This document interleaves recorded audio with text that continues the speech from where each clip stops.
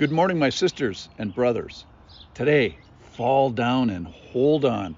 We're doing scenes of the resurrection. Now, scene 8 was when Mary Magdalene returned to the tomb, and Jesus asks her, "Why are you weeping, and whom are you seeking?"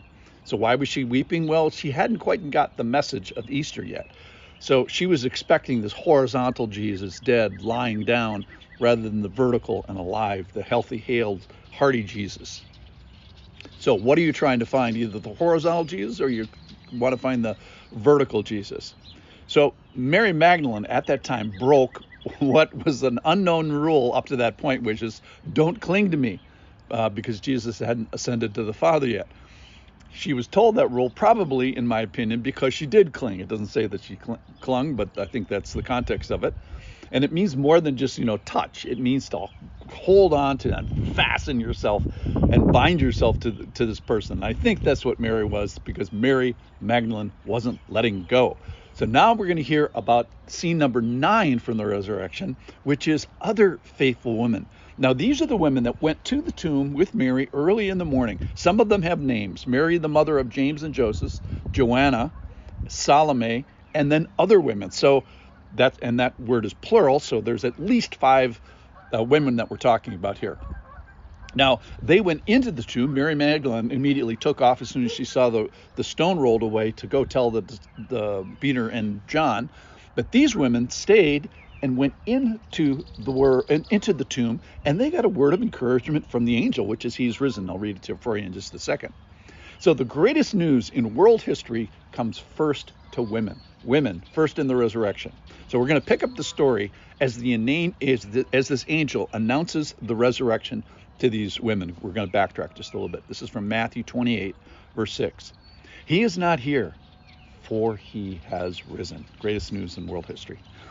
Come, see the place where he lay. Then go quickly and tell his disciples that he is risen from the dead. And behold, he is going before you to Galilee. About 80-mile trip. There you will see him. See, I have told you. Verse 8. So they departed quickly from the tomb and from this angel encounter with fear and great joy, and ran to tell his disciples. And then verse 9. Behold, Jesus met them. So this group of 5 plus women, Jesus met them and said, "Greetings." And they came up and took hold of his feet and worshiped him. Then Jesus said to them, "Do not be afraid. Go and tell my brothers to go to Galilee, 80 miles away, and there they will see me." So they're told to go quickly, and they do. And now they expect to see him in Galilee, 80 miles away. So why does he tell them to go quickly? I mean, this news is now 2,000 years old. The news lasts forever. But I think they had been despairing for so long that I think Jesus knew that 3 days was enough, and that sorrow needed to be quickly turned into joy. And 1 second more without this great news is too much. I think it emphasizes the urgency of the gospel. Okay, so these women were the first in the verbal, he is risen. And so far now, Jesus, in another scene, had appeared only to Mary Magdalene. So Mary Magdalene was the first in the resurrection. And now we see the generosity of the Lord to women again. So women are the first in the resurrection news. A woman, Mary Magdalene, is the first in seeing Jesus after the resurrection. And now women again are the second in seeing Jesus after the resurrection. Now, apparently these women had no trouble recognizing Jesus. And I just wanted to emphasize today, how did they respond? 2 things. They clung to him. They worshiped him. They held on strongly to Jesus. They seized his feet. They kept him tightly. Very similar to what I think Mary Magdalene did, which was cling to Jesus. So this holding tight to Jesus, grabbing him hard. I just would ask the question, where else are you going to go? And to whom else are you going to cling to? So why wouldn't you let go of whatever you might be holding to grasp onto Jesus? So how did they grasp him? Well, they fell at his feet. They grabbed him gratefully, humbly, submissively, overwhelmingly, or being overwhelmed, on their knees or probably on their faces. So they fall down and they hold on. They took hold of his feet and they worshiped. So these are the feet. Let's talk about Jesus' feet for a second. that in a short while ago, or a short while from now, Thomas is going to confirm that these feet are changed. They are nailed feet. They are the feet that Joseph of Arimathea and Nicodemus a couple of days ago had to wrestle those nails back out of. Maybe the soldiers helped. So, the feet of Jesus, even his feet, bore suffering.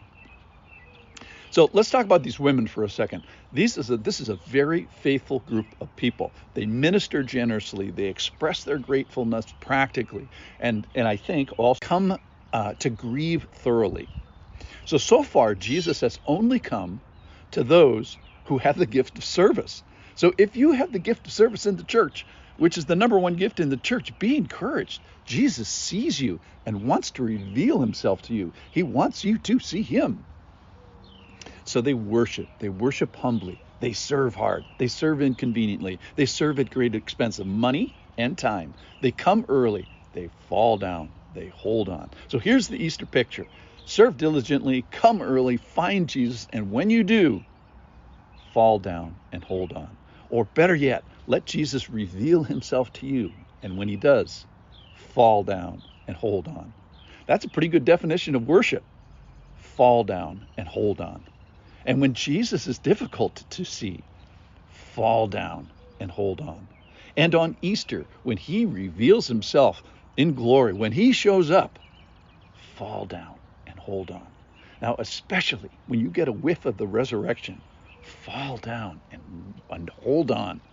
And someday, this too will be your life. I want you to have this experience in your life, which is to fall down and hold on. My prayer is indeed that you fall down and hold on. Thanks for listening.